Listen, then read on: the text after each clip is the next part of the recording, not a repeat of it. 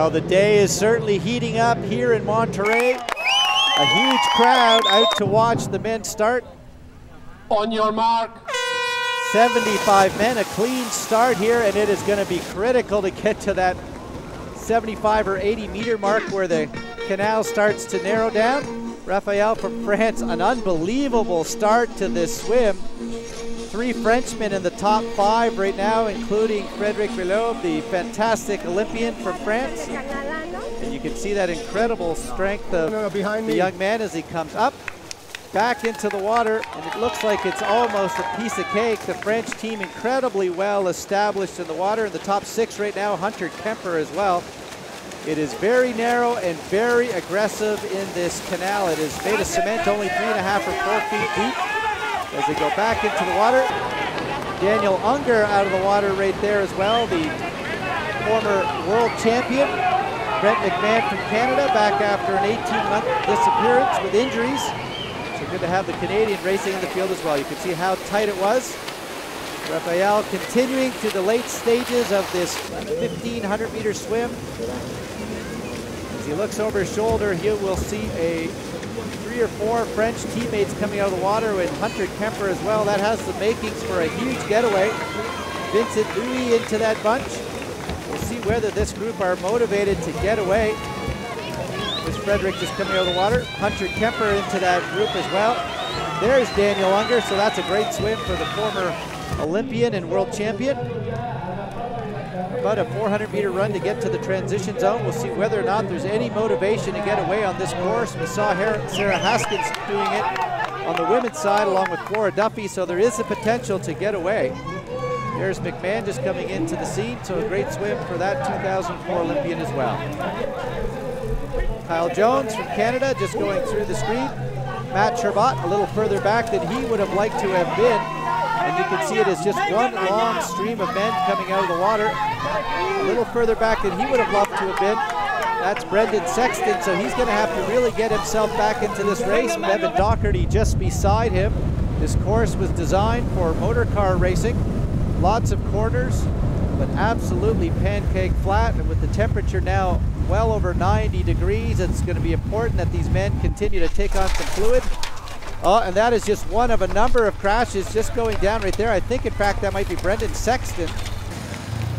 Fox, I think, was down as well as part of that group. And you can see them just coming through now. One long stream of men. We've got about 60-plus men now into this lead group. It's all going to come down to the run of Van Ranja. And he and Hunter Kemper hammer each other as they did in Ishigaki just a few weeks ago. Ranja and Kemper both are 3-time Olympians, and they head off side by side. They're going to try to make their 4th Olympic Games team. You can see this is going to come down, for no question, to a gutsy run. Hunter Kemper, who just won in Ishigaki in the last few weeks, is in great shape. He talked about a concern about the heat and humidity, however, coming from Colorado Springs. There comes Brendan Sexton, the man coming from Australia off of their summer. Van Ranja, the Spaniard, who loves the heat and humidity for sure. They're running on just over 31-minute, 10-kilometer pace, taking on as much fluid as they can. Frédéric Belob having a fantastic run. There's Sherbatt. Rudy Wild is into this group as well. You can just see them in the backdrop. And Sexton, who had a great 3,000-meter track run in the last couple of months when he was back living in Australia.